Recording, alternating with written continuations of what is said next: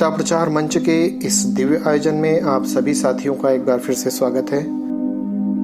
मित्रों, आध्यात्मिक ज्ञान प्रश्नोत्तरी भाग 15 यानी पिछले सप्ताह के हमारे जो प्रश्न रहे थे, आइए चलते हैं उन प्रश्नों की ओर और उनके उत्तरों की ओर। पिछले सप्ताह का हमारा सबसे पहला प्रश्न था, अर्जुन को नपुंसक होने का श्राप किसने दिया था? तो इसका सही उत्तर था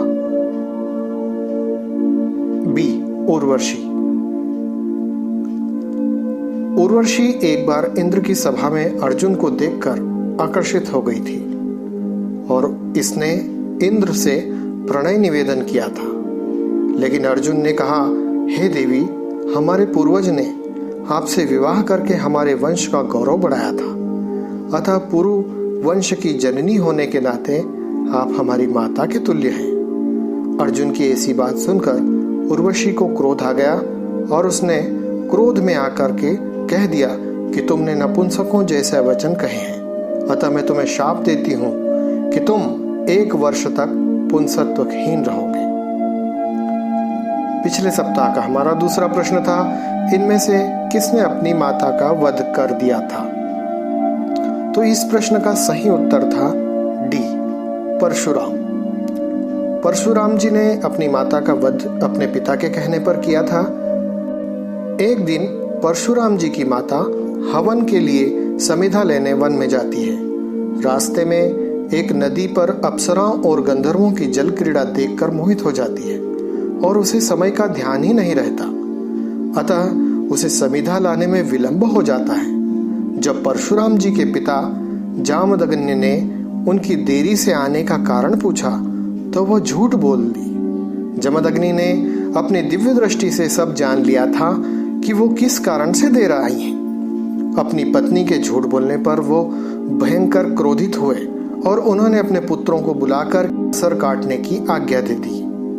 बाकी पुत्रों ने अपनी माता का सर नहीं काटा, लेकिन जब परशुराम जी से कहा गया तो परशुराम जी ने बिना विलंब किए हुए अपने पिता की आज्ञा का पालन किया। जमदग्नि बहुत प्रसन्न हुए और परशुराम से कहा कि पुत्र, तुम कोई वरदान मांगो। तब भगवान परशुराम ने कहा कि उनकी माता जीवित हो जाए और उनको इस बात का भी स्मरण न रहे कि उनका सर मैंने काटा था।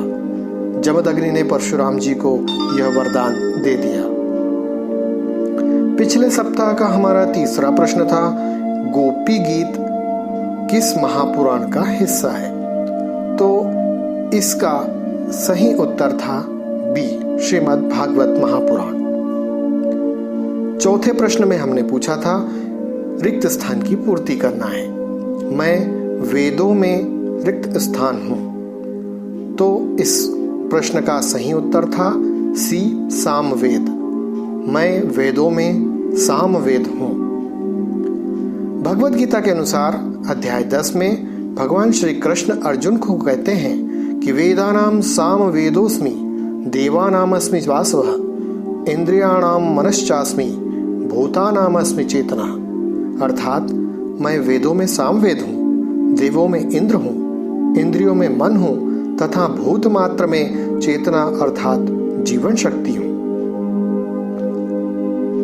पिछले सप्ताह का 5वां प्रश्न था, लक्ष्मण द्वारा शूर्पणखा की नाक काटे जाने पर वह सबसे पहले किसके पास गई थी? इस प्रश्न का सही उत्तर था ए, खरदूषण।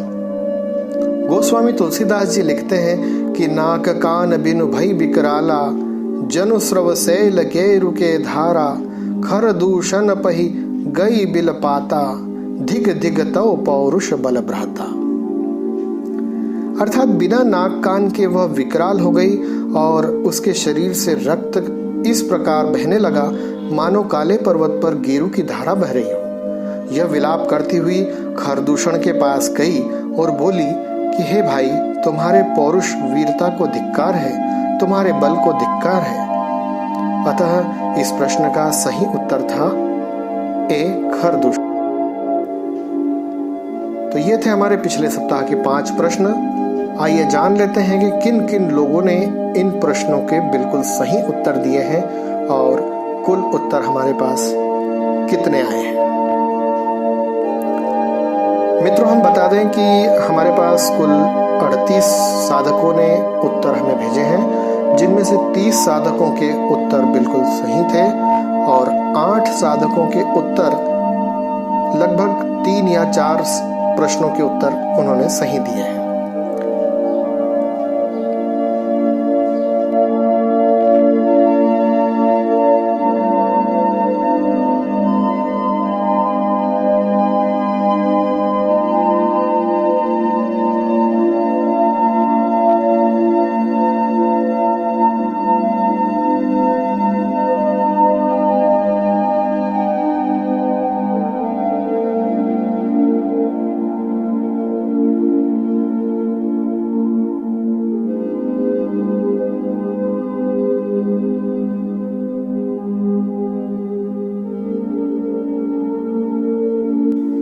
तो आइए शुरू करते हैं आज की प्रश्नोत्तरी आध्यात्मिक ज्ञान प्रश्नोत्तरी भाग 16। आज का हमारा सबसे पहला प्रश्न है,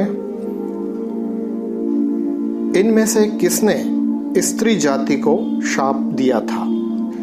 विकल्प है ए कर्ण ने, बी अर्जुन ने, सी युधिष्ठिर ने और डी भीम ने। आज का हमारा दूसरा प्रश्न है, इनमें से द्रौपदी का हरण किसने किया था? विकल्प हैं ए दुशासन, बी जयद्रथ, सी दुर्योधन और डी इनमें से कोई नहीं। तीसरा प्रश्न है, किस नाग के काटे जाने पर राजा परीक्षित की मृत्यु तय थी?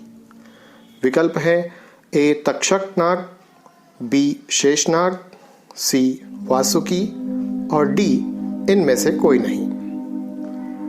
आज की प्रश्नोत्तरी का हमारा चौथा प्रश्न है, श्रीमद् भगवद गीता के अनुसार मन को वश में करने का सुगम साधन क्या है?